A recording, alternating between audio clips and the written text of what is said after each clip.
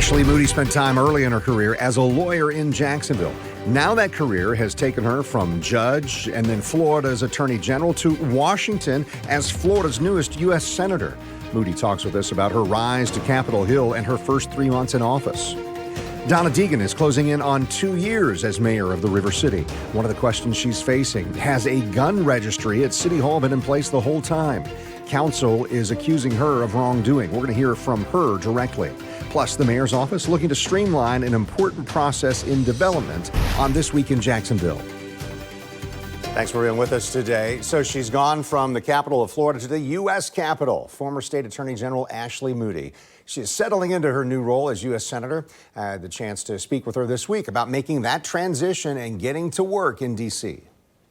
You know, I just surpassed my 100 days here in the United States Senate.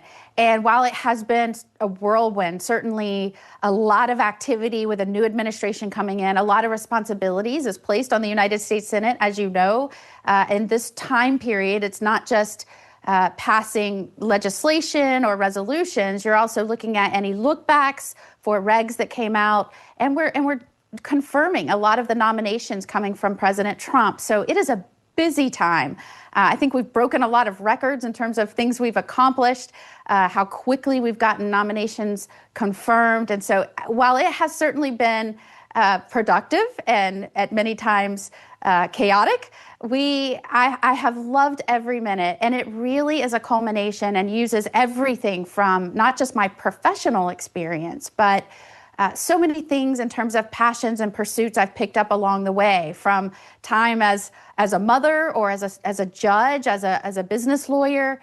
It's really been a rewarding opportunity to use that experience on behalf of the American public and certainly my great state of Florida and Floridians. And I take this responsibility very seriously.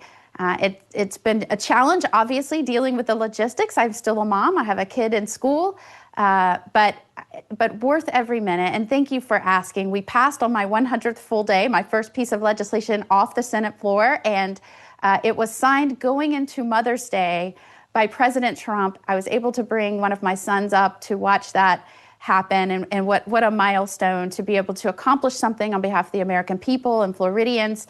And have my family there to witness that first act. So thank you for asking. It's been certainly a great time to serve, an exciting time for our country, and I'm just really glad that I have the opportunity to do that on behalf of Floridians. So, Senator, your seat there, you replace Marco Rubio, who all of us in Florida know had a role in state lawmaking and whatever before he moved to the Capitol.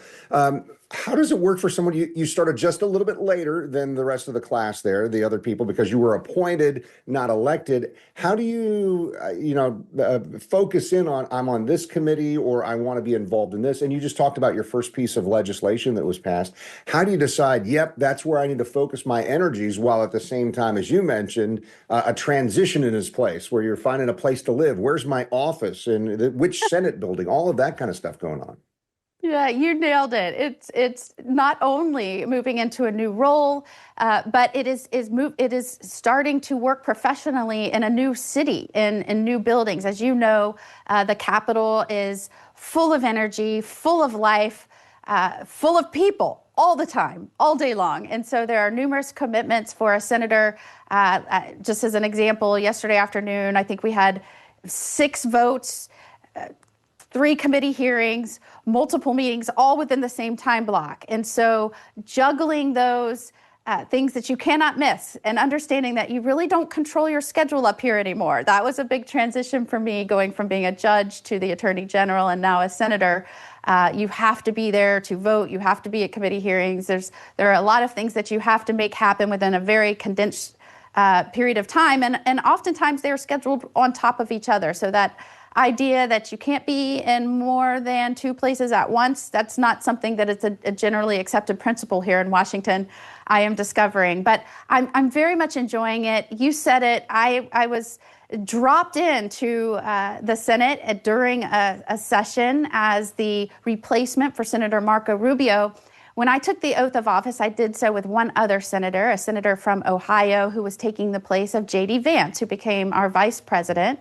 And we, as a class, I call us a class of two, really are the 119th Congress class. So we have a large class that was elected back in November. They had indeed a few more months to prepare to begin this role. The senator from Ohio and I got dropped in and just had to, we took the oath and immediately started voting. We walked from taking the oath back into the chambers and took a vote. And so that's how quickly it happened. And so these first 100 days for the two of us has looked a little different in that we are doing all of those things that you said, finding our office, understanding the unwritten rules of the Senate, of which I'm told there are many, and there is no way to find out what they are. You just have to break them and get in trouble. So it's been certainly a time of humor and great responsibility at the same time. And I so appreciate the opportunity. You know, there are moments, I think, in your life where you feel that everything that you have learned and experienced is coming to a culmination where you can use all of your talents and blessings in a way to serve at your greatest capacity. And I really do feel that in this role.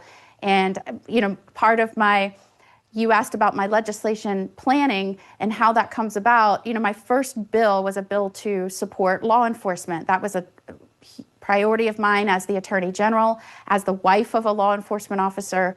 My very first piece of legislation dealt with finding and being able to provide a program for first responders, including law enforcement officers, to buy their homes in the communities that they serve. And so that's an important piece of legislation, but everything from helping law enforcement to protecting our citrus industry to making sure we're ensuring the integrity of our institutions, so important. And I'm really just proud that Florida and certainly Governor DeSantis gave me the opportunity to come up here and serve using all of my background and passion on behalf of Floridians.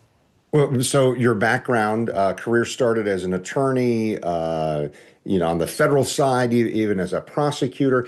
How does this work for you? Because obviously you're supportive of the new administration and President Trump and those conservative values or talking points. But there's also this thing where the second administration of Donald J. Trump has moved so quickly and done a lot of things that there's some legal pushback. And obviously some judges are saying, we can't do that, we can't do this. How do you try to manage that, given your legal background, on top of what you want to try and advance for people as a U.S. Senator? Well, look, thank goodness President Trump and his administration are moving quickly. There was a lot of damage done to this country over the last 4 years. I don't care what side of the aisle you're on, what your perspectives are politically coming into it. There was a lot of damage done by the last administration and some of the agency heads that were in place. And as that was happening, many of them were telling us everything's fine, nothing's happening, nothing to see here. And that was not the case. And so Americans gave Donald Trump a mandate. When he became the president, they wanted to fix it, bring back security and safety to this nation, focus on policies that are putting Americans, American families, this nation first. And so you're correct in the sense that so many of us here feel the need to help in that effort. So many Americans want us to start thinking about not just our own children, but generations to come. We do live in the greatest nation in the world. If we want to keep it the greatest nation in the world, we have got to start focusing on policies that will do that and not undermine or destabilize this nation. And I take that very seriously as a senator. And as you said, I take that very seriously as a former judge. The way that the judicial system has been used to slow down this administration, and I'm not saying that that's in every case, the same circumstances apply, but there's no doubt that certain cases have been used to slow down and stymie policies of this administration, policies that were meant to put this nation first, American families first. And so, it's something that we're looking at and paying very close attention to here in Congress. There have been different proposals made to try and avoid that. I will say, as a former judge, as the wife of a law enforcement officer, as the daughter of a judge and granddaughter of a judge, making sure that our public can trust in these institutions, that they are going to be neutral arbiters of the law and come at that independently. That's so important for a free nation under a rule of law. And so, it concerns me not just that there are accusations of partisan politics in the judicial system, but that the people may perceive it that way. And so we do need to talk about how we can prevent that, what we can do as Congress to pass legislation that might restore that confidence, secure that confidence in our judicial system. I believe it is one of the most important things to a democracy. And from the halls of Congress to City Hall, Jacksonville Mayor Donna Deegan joins me next on This Week in Jacksonville.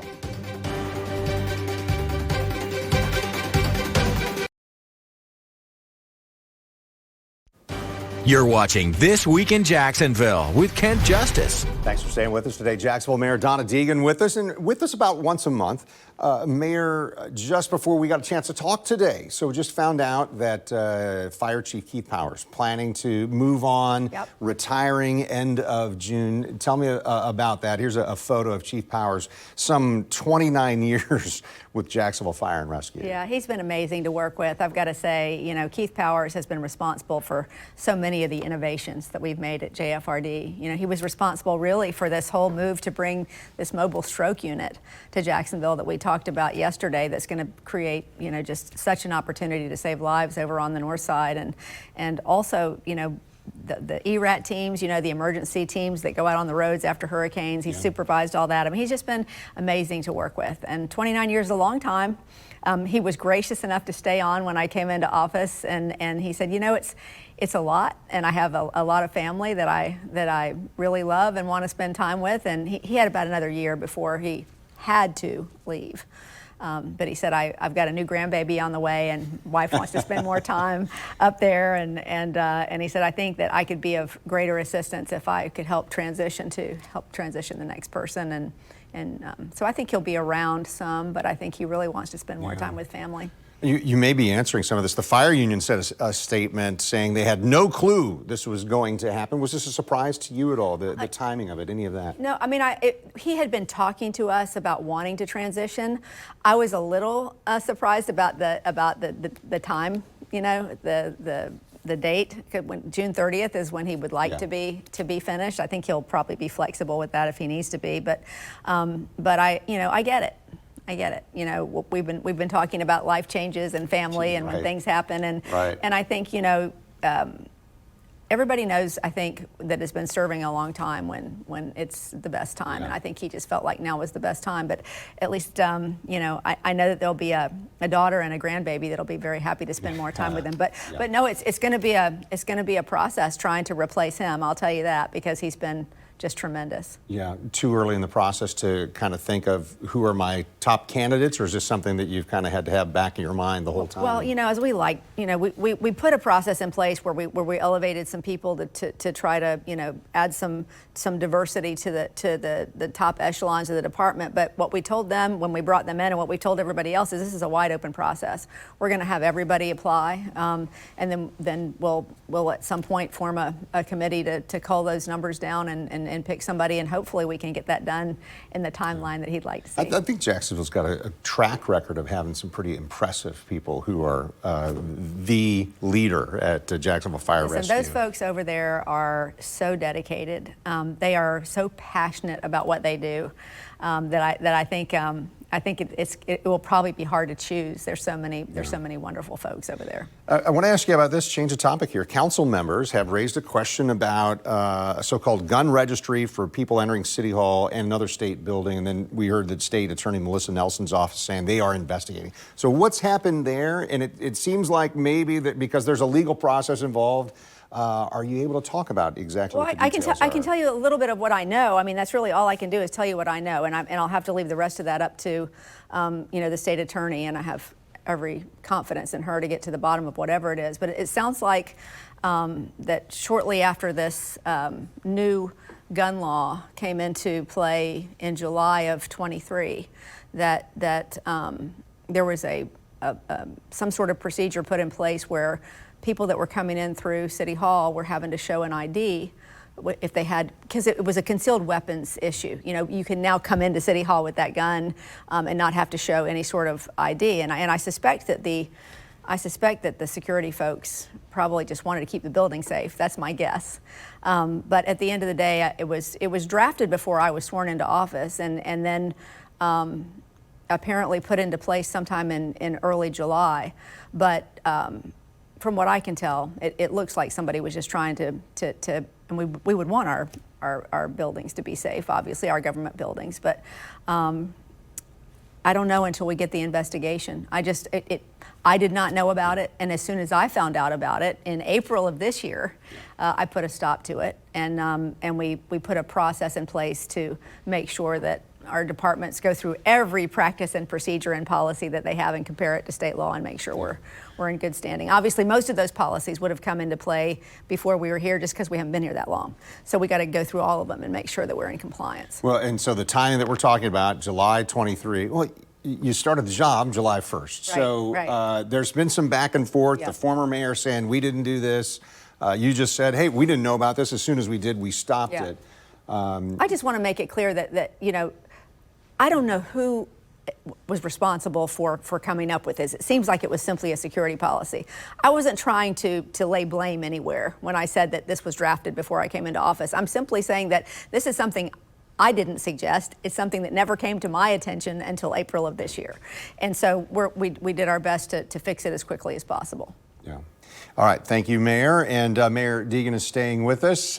We want you to stick around as well. Our conversation continuing after the break on This Week in Jacksonville. Don't go anywhere.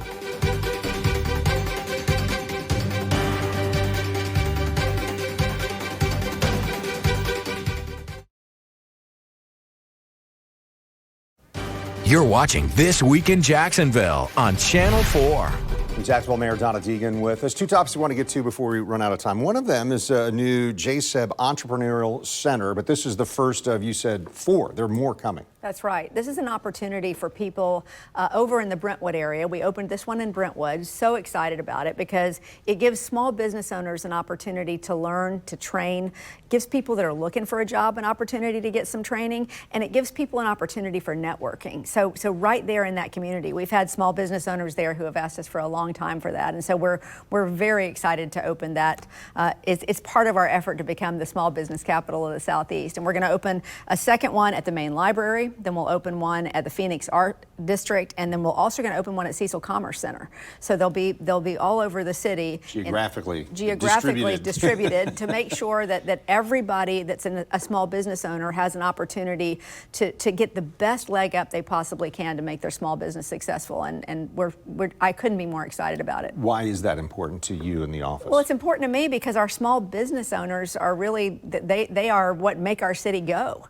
And we knew there was so much desire out there. And we know also that a lot of small businesses will fail in the first year if they don't have a good business plan, and they don't have the proper networking, and they don't have the proper paperwork and all the things. And so we thought, what if we could put them in a position to get all of those tools that they need in one place and then network to make sure that they're getting those opportunities. And so I think it's a great step. And we have increased our JSEB program so dramatically this year.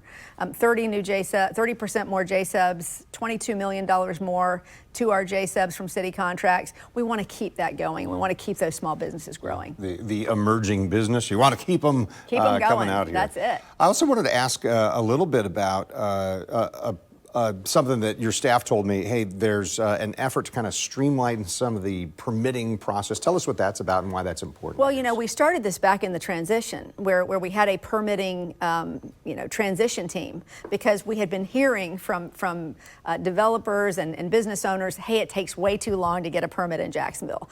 We've already gotten to the point where home permits are going faster. Commercial was a little bit trickier because you have that whole civil process involved. And so we kept hearing from developers, that's what we really need to fix, that's what we really need to fix. And so we worked with the development community, including the Home Builders Association, and we said, what are the things we need to do? And we created an 8-point plan. One of the things is we're taking everything from paper to put it on Jax Epic, so it'll all be electronic. We're making sure that they have the opportunity to have, at some point, sort of a fast lane They could get in and they say, okay, if I need this quickly, what can we do to speed up this process? Can I pay a little extra fee in order to get my process done more quickly? That is another thing. And we're holding workshops, 3 of which we had this week, where we're getting with that whole community, the engineers and the builders and the developers, to go through all of this whole new plan. I was there actually at one of those this week, and everybody seems really excited. I think making sure that we can create a process that is more seamless so that people don't get so frustrated at the length of a permitting process that they give up or they have to start over. It can be discouraging if it takes that so whole long. city of renderings thing that we're getting rid of now. That a large part of that was because it just took so long to get through the permitting process. So working also with the private community, the people that can help us with that civil engineering piece. We're also working on that as well. So I think we get a lot of folks excited about this one. And I think the goal, again, is to make small business more successful and to make sure that our development community can really, when they put a permit in, it can actually get done in a timely manner. Mayor Donna Deegan, I appreciate the time. Good to see you again. Great to see again, you. We're getting to visit once a month here, so we'll see you again in June, I hope. I hope so, too. Thank you. All right, so next time, State Senator Jennifer Bradley and JEA's CEO Vicki Cavey. They'll be with us. I'm Kent Justice. Thanks for watching on air on Channel 4 and the CW17. And you'll find us online, news4jax.com, or streaming on News4Jax Plus. And don't forget to check out This Week in Jacksonville Business Edition. The episode this week, we're with Daniel Davis, the CEO of Jax Chamber. You can find new episodes every Thursday at 9 a.m. and you'll find it right now on News4Jax Plus under the channel This Week in Jacksonville.